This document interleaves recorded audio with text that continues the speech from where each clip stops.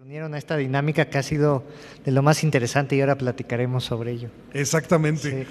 Pues sí, el agradecimiento a la invitación de la Feria del Libro, a Fernando Macotela, el director, desde luego a todo el equipo que nos acompaña, aquí mis compañeros con la cámara y quien está a cargo de la parte técnica para que se pueda ver en redes. Muchas gracias. Y bueno, pues fue la lectura de 14 días, avanzamos a 20 páginas por día, algunos, creo que ahora no se adelantó nadie, porque hay veces que me mandan un mensaje, yo ya la acabé. Bueno, son imprudencias de los lectores, pero siempre bienvenidas. Y lograron estar en Twitter todos los días pasamos un mensaje en el noticiario, entonces se mencionó todos los días como lo acostumbramos. Y hoy, bueno, lo que hacemos, Jorge, es que te doy la palabra para que tú te presentes como lo que eres y lo que quieras decir de tu libro, a fin de que quede grabado al principio de la sesión. Ya sea algún internauta en algún momento llega y abre la sesión, pues si se va al principio va a encontrar de qué hablamos, con quién hablamos y quién es el autor. Así que te doy la palabra e inmediatamente después de que termines tu presentación, entramos en la dinámica preguntas y respuestas con lectoras y lectores. Perfecto, pues soy Jorge Comensal, escritor mexicano. He publicado 2 novelas, Las Mutaciones y Este Vacío que Hierve, además una colección de ensayos que se llaman Yonkis de las Letras. Y bueno, en esta novela, como ustedes ya saben, exploro un mundo muy parecido al nuestro, donde amplío un poco el presente para dar cabida a aspectos de nuestra realidad un poco más intensificados por este paso del tiempo, y para explorar, por un lado, la historia de Karina y su abuela Rebeca, y Silverio y su hija Daenerys, ¿no? Esos 4 personajes son el eje central de la novela, la búsqueda de un secreto que corroe por dentro a Karina y a su abuela Rebeca, y en fin, pues un mundo cargado de simbolismos, donde a partir de un microcosmos que es el bosque de Chapultepec en la Ciudad de México, que es el Panteón Civil de Dolores, trato de hablar de temas que involucran a la historia de México, a la situación del medio ambiente y de las demás especies, y a las de nuestra propia sociedad de cara hacia el futuro. Muy bien, pues ahí está. Yo dije, ahora que se habla tanto de Chapultepec por la 4ª sección, viene un escritor como Nerón y lo quema. Está interesante el tema. Y luego ya pues metiéndome en la lectura, me encontré cosas muy atractivas. Hay diálogos dobles, por ejemplo, ¿no? Que están hablando de la abuela y luego la nieta está metida en sus cosas de ciencia. Y no me perdí, eso me agradó mucho, eso es un buen logro que quería comentarte, y así entre otras cosas. Pero quienes saben también mucho de lo que lograste hacer con esta narrativa pues son los lectores, así que quien guste, capto lo que me envíen por redes, y quien guste hacer preguntas, pues levanta la mano y le pasamos el micrófono. Así que ahí va la primera, perfecto. Creo que no hay micro de ese lado, ¿verdad? Te pasaré este. ¿Solo tenemos estos? Bueno. Compartimos ¿Compartimos micros si alcanza? Sí. Muchas gracias, Rita. Si gustas ponerte al frente, igual la cámara te puede captar allá. Sí. ¿No te da contraluz ahí? ¿No? Está perfecto. Muchas gracias, adelante. ¿Qué tal? Buenas tardes, Jorge. Mucho gusto, qué bueno que un joven sea tan creativo. Mi pregunta es, ¿por qué se te ocurrió ambientarla ya en el año 2030, 31? Muchas gracias. Pues era una forma, por un lado, de desenfocar los temas más inmediatos a nuestro presente, como la pandemia, la situación política internacional, la guerra en Ucrania, las situaciones nacionales, como alejarnos un poco de eso para tomar perspectiva y acercarme un poco al futuro, para imaginar hacia dónde va la realidad, para ampliar el presente, como dije, y darme permiso de especular y de proponerles detalles que puedan resultar unos absurdos, unos extremadamente creíbles, y doy dos ejemplos, ¿no? Un detalle absurdo es que el Bester Gordillo vaya a llegar a la rotonda de las personas ilustres. Creo que eso no es ni siquiera ciencia ficción, sino surrealismo. Y un detalle muy plausible es realmente que se pueda clonar a los osos panda, porque la tecnología ya existe, con otras especies en peligro de extinción de mamíferos se está haciendo, y bueno, si las circunstancias lo propician, podrá pasar. Otro detalle es el uso de robots automáticos para la vigilancia. Ya pasa en otros lugares del mundo, con robots cuadrúpedos como los que aparecen en el Panteón Dolores y que se ven desorientados por las fuerzas misteriosas que hay ahí, ¿no? Entonces quería poder hablar de esos temas.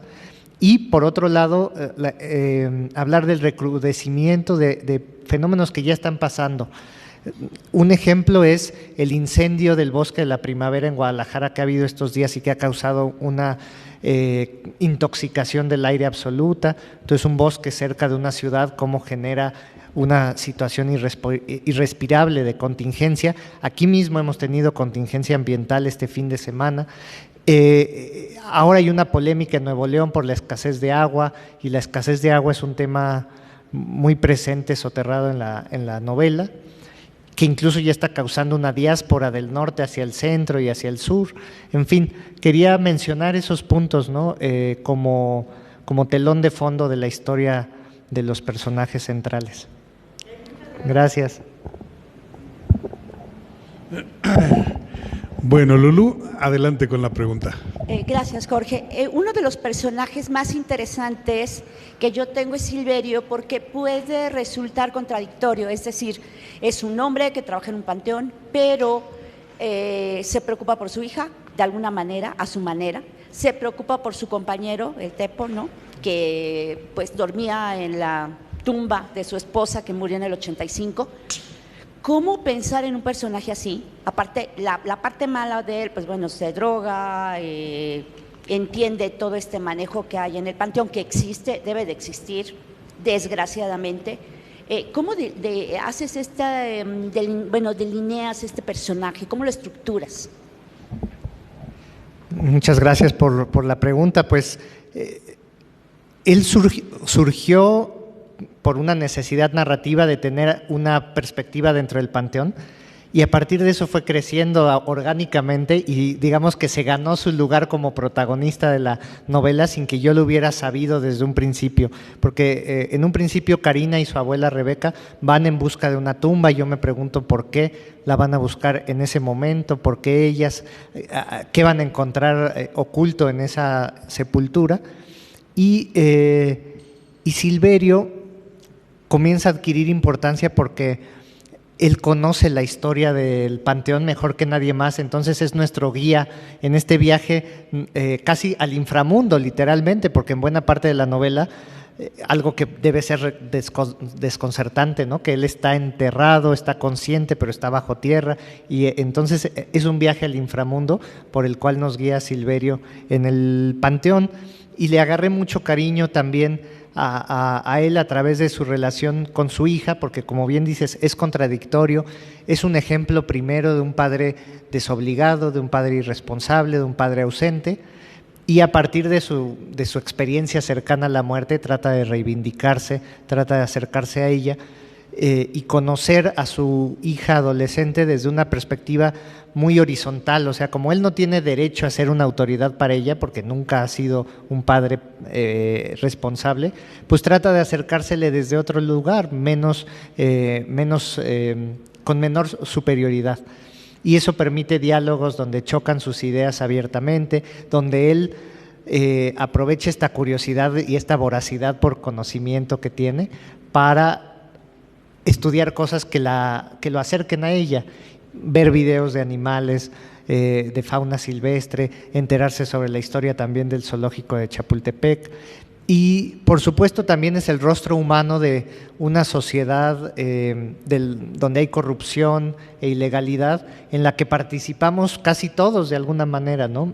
Como por ejemplo consumiendo sustancias ilegales o recibiendo mordidas y sobornos para hacerse de la vista gorda sobre las cosas que suceden al interior del panteón, que es algo que yo vi directamente, me inspiré en la realidad en muchos aspectos de la vida en el panteón, como por ejemplo la presencia de narcomenudistas o todo la casi que industria ilegal del robo de metal y de otros materiales de los, no específicamente del Panteón Dolores, en todos los cementerios de la ciudad en general que conozco hay este tipo de actividades, también los rituales de santería y demás.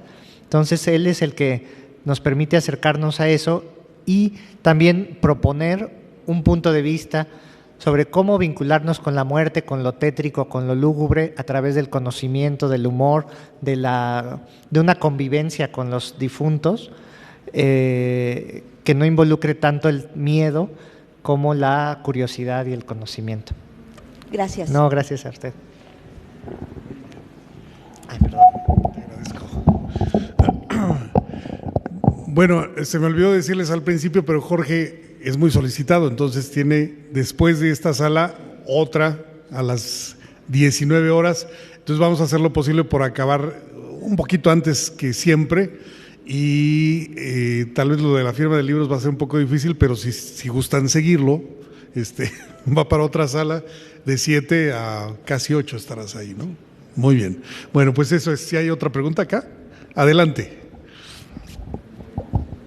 Ahí en lo que llega, yo también después a ver si nos comentas acerca del lenguaje, que te aproximaste a un lenguaje muy personal de cada uno, ¿no? Hola, buenas tardes a todos. A mí me llamó mucho la atención cómo se desarrollaban las relaciones entre Karina y su abuela, porque como que ella se sentía o siempre se sintió una niña engañada, y a propósito yo puse un tuit con una frase que me pareció como muy lapidaria en cuanto a eso, que la sociedad ceba a los niños con engaños para que no abandonen la casa de mentiras de la civilización moderna, les amarran los pies con mitos necios.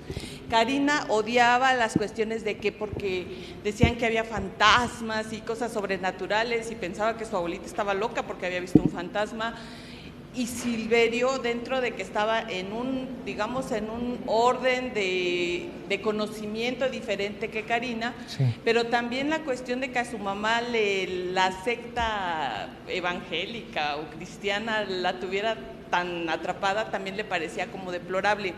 Entonces, ¿realmente crees tú como autor que nosotros hacemos como sociedad un trabajo malo con los niños para llegar a ser adultos o que desprecian la religión o que desprecian las creencias o que se sienten inmersos en una globalidad donde la ciencia es despreciada y la mística, la mitología, los fantasmas son como apreciados y muy poquitos se dan cuenta de que está mal o de que qué chocante o qué atrapados están?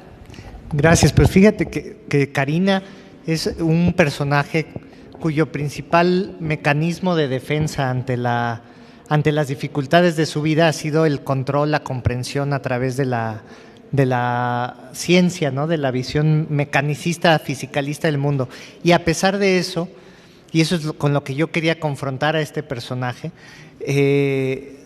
las circunstancias la obligan a creer en lo sobrenatural, y eso es lo absolutamente desconcertante para ella, que a la hora de la noche, cuando escucha ruidos en su casa y parece que hay alguien en la sala, todo este escepticismo colapsa, se quiebra y le da entrada a la posibilidad de creer en la presencia de los muertos o los desaparecidos. Y de esta manera yo lo que exploro es la presencia inherente, esencial de lo sobrenatural o de lo metafísico en nuestras vidas, insisto, de una manera irrevocable. Por otro lado, está, sí, a través de la visión de Karina y de Silverio, una crítica a lo que podríamos llamar, por un lado, a los fanatismos y una exploración inquieta sobre el futuro de la espiritualidad, porque en este justo se quiebran las grandes narrativas de nuestras religiones tradicionales, por ejemplo, y se abre la puerta a muchas formas de espiritualidad, algunas de ellas que sí son macabras, como las que involucran nuevos tipos de sacrificios animales, ¿no?, que suceden en los cementerios. Y entonces va a ser difícil que una sociedad que de por sí está tan polarizada y tan rota en muchos sentidos, se logre prosperar en un medio de polarización en muchos sentidos, por ejemplo, de iglesias fundamentalistas, rituales eclécticos de muchos tipos, también ateísmos tan recalcitrantes como el de Karina. O sea, la posibilidad del diálogo se hace muy difícil cuando todos están viviendo en su propia universo de creencias. Ese es el ideal, la libertad de cultos, por supuesto, es el ideal de una sociedad moderna, democrática, libre, y eso no se pone en cuestión, pero es difícil que nos entendamos, ¿no? En la novela hablo mucho de la soledad, de las brechas que hay entre unos y otros, y esas brechas se manifiestan mucho cuando nuestras creencias no son compatibles, cuando pertenecemos a iglesias distintas, y bueno, eso es lo que sucede entre ellos. Trato, por ejemplo, para responder un poco sobre el lenguaje también, de escuchar mucho conversaciones, ver, por ejemplo, cómo hablan los pastores dominicales, como en la iglesia de la mamá de Silverio, trato de rescatar del cajón de los recuerdos las palabras que usaban mis abuelas y que ya casi no utilizamos. Le tengo mucho cariño, ¿no?, al léxico que a veces se va perdiendo, y que la literatura es un buen lugar para conservarlo, como una suerte de herbario del lenguaje, donde guardamos palabras que tal vez ya no nos sirven, como, por ejemplo, aquí en el centro una palabra que me gusta mucho recordar es petacas, porque están las petacas de Miguel, que son las maletas, ¿no?, el equipaje, como quiera que les llamemos. Si ustedes se ponen a ver, los más jóvenes ya no usan la palabra petacas casi, y entonces es una palabra en peligro de extinción, así como muchas de las especies animales que hay en la novela, y que es bonito recordarla, puede ser simpática. Al usarla nos podemos acordar de un ser querido, como cuando comemos un platillo que no habíamos comido en mucho tiempo, unos guasontles, y nos acordamos de quién lo preparaba. Así cuando decimos, ay, pues hay que sacar las petacas, o no salen las petacas en el aeropuerto. A mí me gusta hacer este trabajo no es de resurrección, ¿no?, de sacar a las palabras de sus tumbas también, que no sean el diccionario nada más, y que un libro sea el incendio que trae a la vida a sus espíritus. No a usted. Y en general también les comento, en lo que se acerca quien tenga otra pregunta, que ha sido tan estimulante ver qué pasajes les interesaron, qué citas les gustaron o les intrigaron o les han ido sirviendo para orientarse en una trama que a ratos, pues claro que es confusa por los juegos que hice con el orden del tiempo, por los secretos que se revelan a veces de pasada, ¿no?, sin detenerse tanto a remarcar y entonces lo que pasó en realidad, sino que pasan y que pueden obligarnos a veces yo lo que quería es que a ratos en la novela nos sintiéramos como se sentía la propia Karina, como se sentía Rebeca, confundida, sorprendida por el paso del tiempo, acordándose de otra cosa, entonces viviendo con más intensidad algo que pasó hace un año que lo que está pasando en este momento, y que en ese juego temporal también nosotros nos pudiéramos reflejar, ¿no? Entonces, al leer en Twitter todas estas citas, yo he ido aprendiendo también sobre mi libro, y también de pronto diciendo, caray, yo escribí eso, pero siempre muy, muy contento. Bueno, ahora que mencionabas lo de las palabras en desuso, hace tiempo tuvimos aquí a Claudia Duclos, ¿no?, con la hija del fotógrafo, y también mostraba una fascinación similar por las palabras que ya no se usan, ¿no? Y hay una palabra que, por ejemplo, utilizaba mucho mi abuela, que decía, no te dilates, ¿no? Para que no te tardaras, no te dilates. Pues un día un amigo que estaba muy pegado a la ciencia dice, imagínate cómo es no dilatarse, ¿no? Que no te expandieras. Sería un fenómeno, pero eso es bueno. Mira, Malú manda por WhatsApp su pregunta, que me la pasó Rita, muchas gracias Rita. Dice, ¿podrías preguntar cuánto tiempo tardó en escribir la novela y cuál fue su método de escritura, por favor? Tardé más de 3 años, tal vez cerca de 4, aunque no puedo fijar con exactitud cuándo comencé a escribirla, porque también se empieza a imaginar mucho tiempo antes, ¿no? Pero más de 3 años en los que combiné mucha documentación sobre los muchos temas que se abordan en la novela, con visitas frecuentes a los espacios del bosque de Chapultepec en donde suceden los hechos y por supuesto mucha escritura, todas las mañanas levantarme a escribir y luego después del mediodía editar, o sea, borrar mucho, pulir, descartar, dejar ir cosas que al final no aportaban tanto a la trama y seguir escribiendo, mucho trabajo finalmente de orden para generar esta estructura, ¿no?, cronológicamente no lineal de la que ya hablaba. Entonces de repente agarré un calendario y lo despedacé y reordené los pasajes de los años para yo orientarme y tratar de darle un orden que al final fuera claro, pero que en el transcurso generara toda clase de inquietudes, ¿no? Y siempre he trabajado con un pizarrón, escribiendo en papel, entonces tengo un cuaderno muy grueso que digo muy grueso porque es el más grueso que he comprado. Siempre escribo a mano, pero sabía que era una novela que iba a requerir mucha papel, donde escribí buena parte del... Después sí, pasaba a la computadora, pero al principio me ayudaba mucho para conocer a los personajes, escribir sobre ellos a mano. Y como les digo, también ir con mi cuaderno al zoológico de Chapultepec, por ejemplo, donde muchos de los diálogos que Karina oye en el zoológico son verídicos. Yo los escuché y los anoté en mi cuadernito mientras frente a los exhibidores de distintos animales, ¿no?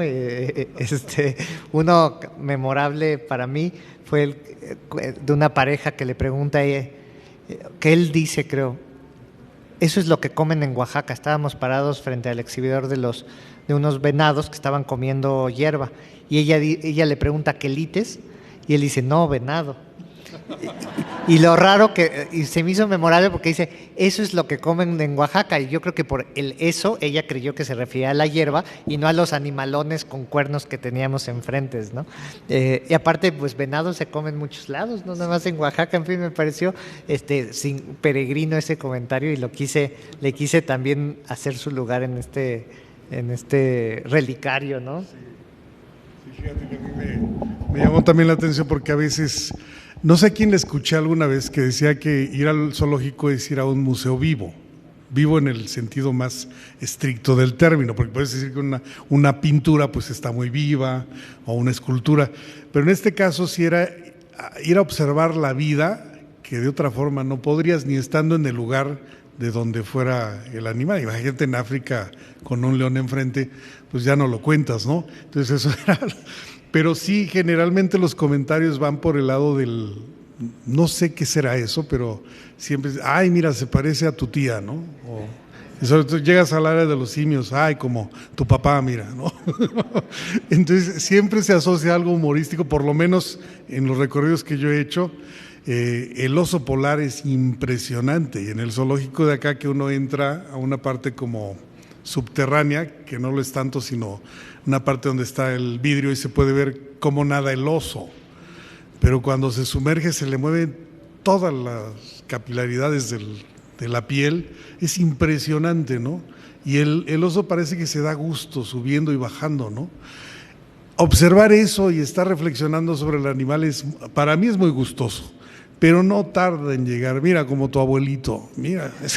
Entonces, esa observación del mundo vivo a veces se ve interrumpida por esas cosas, pero hasta tú rescataste de una mejor manera acá lo que da ese ámbito. Bueno, cualquier pregunta levanten la mano, pues si no yo me sigo, tengo acá varias. Una de ellas me llamó mucho la atención. Obviamente tienes un personaje que es en formación de un científico de alto nivel, es decir, ir por un doctorado o un posgrado, el que fuera, sobre una especialidad científica. Estamos hablando de un atleta del conocimiento científico. Pero de pronto lograste no dejar ese ámbito, aún en el ambiente en el que estuviera o en los cambios de ambientes con los personajes, porque incluso los nombres de la pareja y de la hija del custodio del panteón, pues son los que acostumbra mucha gente que no pudiera tener muchas otras referencias de nombres, ¿no? Daenerys, por ejemplo, Yadira, la mujer. Pero vamos, nos metiste como en una familia con todos. Lo mismo vimos al científico o a la científica, o las referencias históricas o de familia, o estos lenguajes tan populares. De todo esto, a mí me interesa saber cómo lograste no deshacerte del discurso científico, y además supongo que de datos verídicos, pero no creo que hayas inventado ahí, tú me dirás, ¿no? Yo me enteré imaginé que Karina era física, doctoranda en física, cuando ella tiene que arrastrar a su abuelita, que no se puede parar porque se le pasaron las copas, intenta levantarla para subirla a la cama y le cuesta mucho trabajo, no puede, porque ella pues es una mujer realmente sedentaria, dedicada al estudio, no hace ejercicio y le cuesta mucho trabajo, y es en esa batalla contra la gravedad de la masa de su abuela, me di cuenta que había ahí una paradoja, una ironía del destino, que era que ella era la mujer que más sabía de la gravedad en México prácticamente, la que estaba trabajando en crear una teoría que incluso perfeccionara la teoría de la relatividad de Einstein, muy ambiciosa, y sin embargo la gravedad la estaba derrotando en ese proceso tan cotidiano y tan dramático de cuidar de un ser querido que ha perdido el control sobre su cuerpo. Y entonces eso fue lo que me dio la oportunidad de desahogar las inquietudes que tengo sobre la astrofísica, sobre la física cuántica, sobre temas que a mí me interesan, que como simple lector de divulgación de la ciencia, y también vertir de algún modo mis fantasías, porque ante un ámbito tan especulativo de la ciencia como la física fundamental, pues hay muchas todavía teorías en disputa, hay conceptos enigmáticos que no sabemos si van a resultar prolíficos o no, como el de materia oscura y energía oscura, el misterio de la aceleración del universo, que todo se está cada vez alejando más rápido, no como si hubiera explotado y se le acabara la energía, sino como que si algo succionara toda la materia en direcciones cada vez más distantes una de otra. Y este asombro, pues expresarlo a través de lo que ella cree sobre el vacío y la forma en que el vacío se comporta, y cómo en el fondo del vacío está el ser mismo, ¿no? Porque todas las evidencias apuntan a que no existe algo en lo que no haya nada. En todos lados hay campos físicos en los cuales están sucediendo cosas, están las partículas virtuales, está que brotan y desaparecen en espacios muy reducidos, en fin. Era una oportunidad de enfrentar esa condición básica de la física con la metafísica de todo lo que simbólicamente nos vincula con el pasado, con los muertos.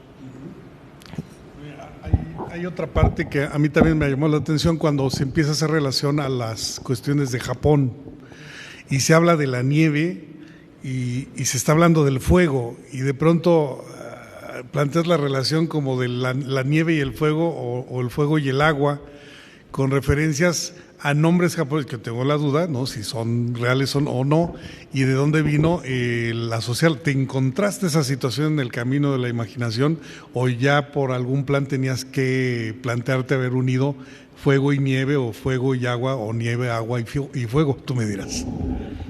Yo ya tenía, por ejemplo, muchísimo interés por ese científico que menciono, que se dedicó a estudiar la forma y las condiciones de creación de la nieve, y por ese otro científico que descubrió muchas características de la explosión de las bombas atómicas gracias a los tallos de bambú que la gente llevaba devocionalmente a un cementerio. Entonces fue a un cementerio, vio los tallos de bambú puestos en las tumbas como ponemos flores aquí, y a partir de cómo estaban quemados y demás, dedujo a qué altura había estallado la bomba de Nagasaki, qué fuerza había tenido, qué temperatura había alcanzado el ambiente en ese lugar, en fin. Y Karina es una otaku, una aficionada a la cultura popular japonesa, porque esa interés por el manga, por el anime, por la pintura, por la cultura en general de Japón, le permite alejarse mucho de su realidad inmediata y habitar en la fantasía un espacio muy, muy diferente, islas que parecen ser realmente las antípodas culturales del México, donde hay un extremado orden, extrema puntualidad, extrema rigidez, ¿no? Muchos de esos son estereotipos, pero que finalmente contribuyen a la fascinación de una persona, a veces por una cultura que le resulta extraña.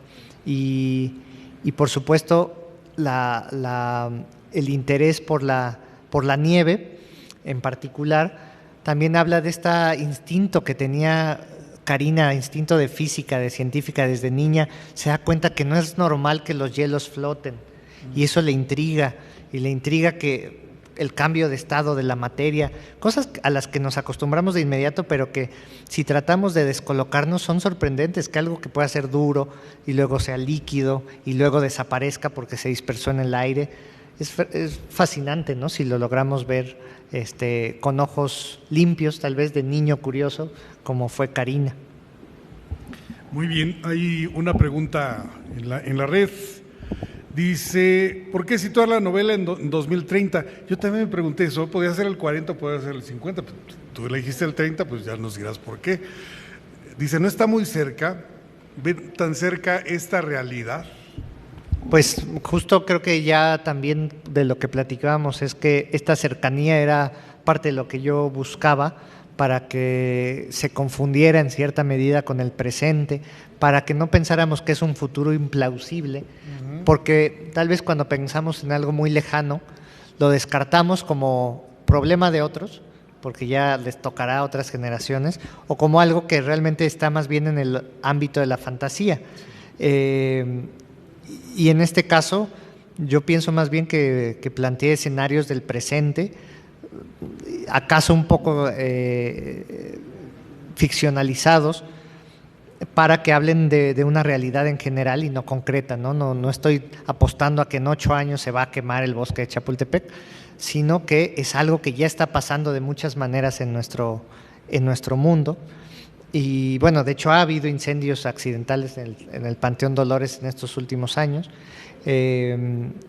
y de esa manera hablar con el presente a través de un pequeño rodeo, moviéndonos hacia atrás y hacia adelante en el tiempo. Sí, y es que actualmente ya una década comienza a ser cada vez menos, ¿no? Sí. Lo rápido que vamos. Mira, Lupita Nieto, también lectora que manda a distancia su pregunta, dice, antes de decidirte por el Panteón de Dolores para tu novela, ¿consideraste algún otro panteón? No, desde un principio supe que era en el Panteón Dolores, porque es el verdadero compendio de México entero con el que yo me encontré de visita en busca de otras tumbas, y al conocer la rotonda de las personas ilustres y luego en la fosa común de la Ciudad de México y otros lotes que hay al interior del panteón, me di cuenta que estaban ahí los dos extremos, ¿no? de la realidad en la que la desigualdad es tan chocante y tan extrema, entre los héroes y los próceres de la nación, a los que se les rinde tributo con tumbas pues muy, muy lujosas, siempre resguardadas por la policía. Es la parte, por supuesto, mejor cuidada del panteón, con el pasto siempre bien corto, al que no te dejan pisar bajo ninguna circunstancia. Y al otro extremo del panteón, esto muy cerca de la entrada, y al fondo, las personas que mueren sin ni siquiera una tumba, sin un nombre, sin ser reconocidas. Y en medio de esos polos, pues todos nosotros, todos los demás, familiares de muchísimos de los mexicanos, muchos millones de difuntos han sido enterrados ahí, y personajes también interesantísimos de la historia, desde Pérez Prado, el director de orquesta, el compositor, hasta Tina Modotti, la fotógrafa, y muchos anónimos, aficionados a la América, por ejemplo, que están enterrados con el escudo de la América detrás de la Virgen de Guadalupe, fotografías de personas, en fin, realmente ahí estaba toda una parte de la historia de México que no hay que olvidar, ¿no? Sí, además esta recta que va de la entrada principal a la rotonda son mausoleos, pues yo supongo que de gente privilegiada en los inicios del Panteón, ¿no? Porque son capillas con un diseño muy especial, algunas tienen esculturas, otras se ve que ya nadie va a ir, ¿no? Es decir, se acabó la familia en algún momento, pues está en el total abandono y con la dureza del fierro, de las piedras que lo sostienen, pero se nota que el rumbo hacia las personas ilustres es de gente privilegiada, ¿no? Sí, porque un panteón que nace en 1875, concebido como un espacio donde toda la sociedad cabe, con sus divisiones muy porfirianas, casi de castas, primera clase, segunda clase, tercera clase, pero finalmente todas las clases representadas ahí mismo. Algunas familias pudientes de la época construyen ahí sus grandes mausoleos, y por el hecho de ser un panteón civil, y creo que en parte en relación con todo lo que implica el choque iglesia y Estado a lo largo de las siguientes décadas, pues deja de ser un panteón incluyente y se vuelve un panteón más popular en general. Se abandonan muchas de estas tumbas lujosas y finalmente deja de haber los privilegios que querrían tal vez estas élites, como por ejemplo la perpetuidad, el ser dueño a perpetuidad de una fosa, algo que ya no es posible porque pues no cabemos todos, ¿no? Sí. Horizontalmente. Entonces hay periodos en los que se exhuman los restos y demás, en fin, pero es un espacio también donde una ventana a una sociedad que está dejando de existir, y es la sociedad donde hay todo tipo de gremios y de grupos que, más allá de los modernos sindicatos, también organizaban a otros oficios, y uno de los casos es el del lote Unión y Amistad de Panaderos y Trabajadoras del Hogar, que era una sociedad de amistad, ¿no? Basada en el apoyo mutuo, en el control del gremio, y que tienen un lote desde los principios del Panteón, o sea, ya hace casi 150 años, en una de las zonas que yo veo como un vergel, como un oasis, porque ya está hacia la barranca que separa el Panteón Dolores de las Lomas de Chapultepec. Es muy arbolado, muy fresco, más húmedo que las partes altas de las lomas.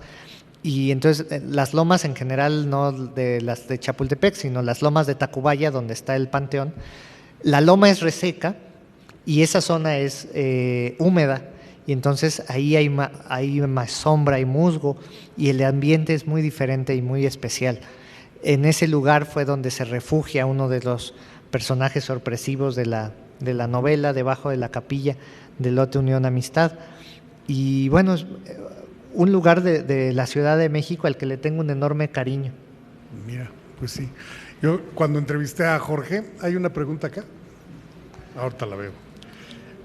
Cuando le entrevisté a Jorge, le mencionaba que a mí me había impresionado bajando de Constituyentes hacia la tercera sección, lo que ahora le llaman un parque para patinetas y todas estas cosas, no recuerdo cómo le llaman, pero hay un camino que parece carretera, pues son varias curvas, y desde ahí se ve en la parte alta las últimas tumbas que están casi al borde de la barranca, y esa es la barranca que está, más bien, que logra separar el Panteón de las lomas, sí, ¿no? Ese camino, por ahí hay un club hípico, sí, por ejemplo, y de tiro con arco, algo así. Sí. Es por ahí como un reducto insospechado para la ciudad, claro, pensando claro. En tanto concreto y tanto fierro, sí, y tanto vidrio, que haya eso, pero cuando tengan tiempo es muy curioso observar eso, ¿no? Sí. Bueno, ahorita localizo la pregunta. ¿Está en Face?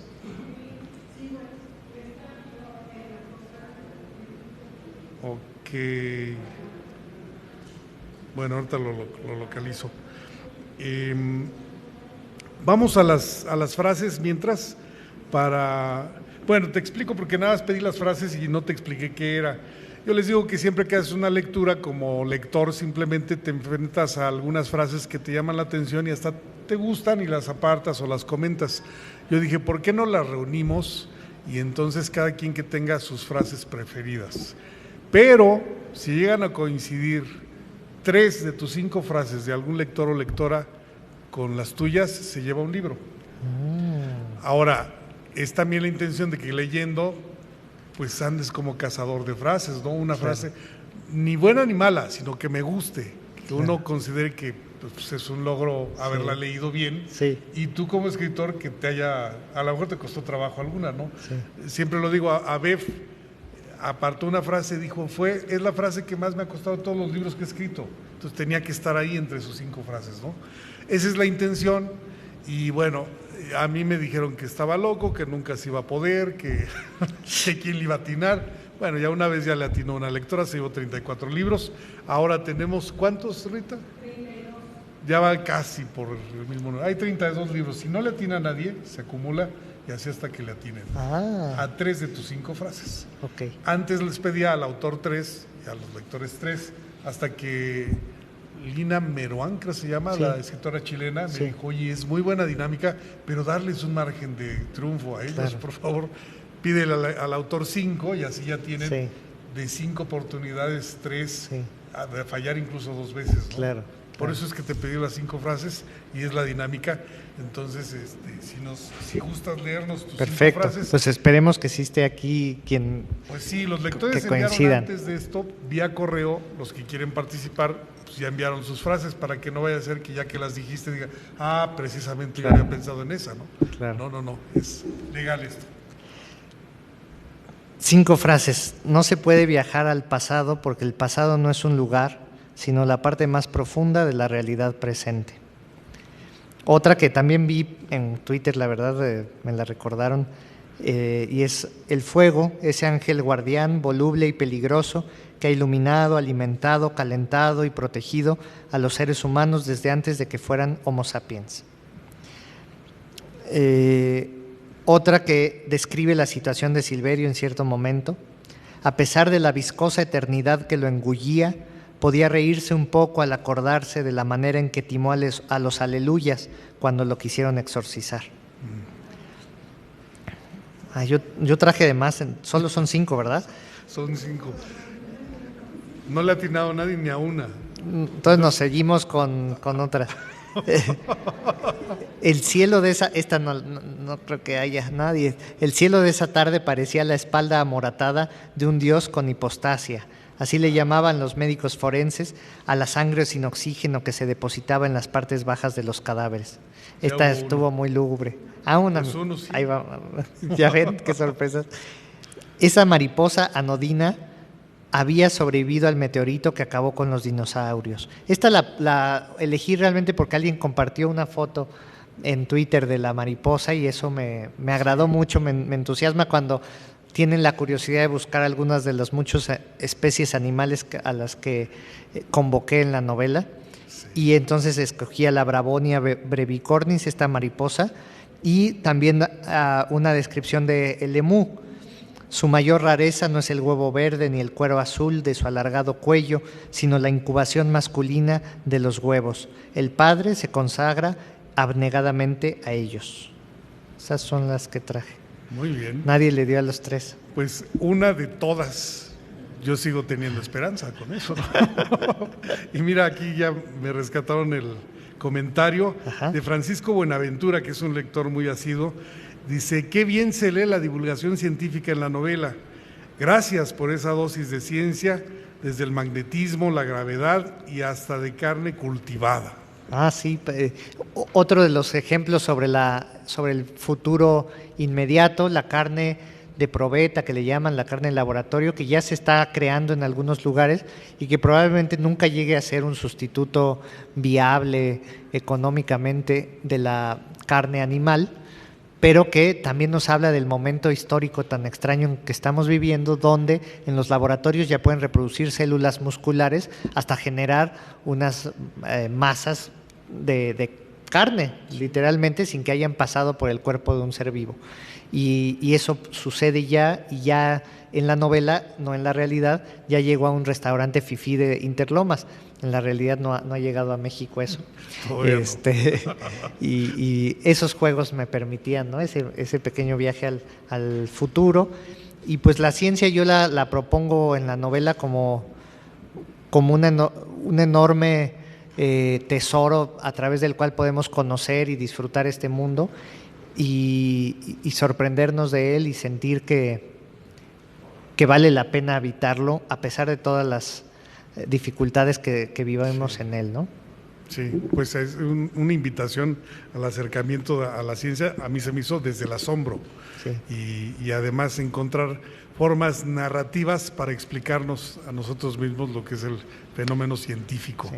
Que eso es algo muy, muy sano, sobre todo cuando se sabe escribir y explicar, ¿no? Ese ya es oficio del escritor, pero bueno, intentándolo pues también podemos entender la ciencia desde otro punto de vista. Bueno, pues tenemos tiempo para que firme, bueno, la foto, ¿verdad? Siempre nos hemos tomado una foto de aquí hacia allá, queda como sello visual, testimonial de la sala, y si quieren la firma de libros, porque Jorge pues tiene que... No tanto correr, sí. Ahora tienes tiempo, ¿no? 18:46. 15 minutitos. 15 minutos para llegar a la otra sala. Muchas gracias, Jorge. No, gracias a ti, Miguel, por proponerlo al círculo, al club, y gracias a ustedes por leerlo y por venirse al centro esta tarde. Sí, fíjate, no fuiste tendencia, que ya habían sido todos los que anunciamos. Ahora que anunciamos el de Ana Clavel para la próxima lectura, se hizo tendencia entre los 10 primeros temas. Pero bueno, algo sucedió, sin embargo corroboramos que tiene un seguimiento en redes significativo con el número de tweets que envían. Claro. Para 1460, muy bien, que además es lo que está en primera fila, porque los retweets ya no sabes hasta dónde llegan. Claro. O sea que eso es lo bueno. Claro. Te agradezco muchísimo, Jorge. No, gracias. Invitado siempre. Mil gracias. Gracias. La foto. Vamos. Hace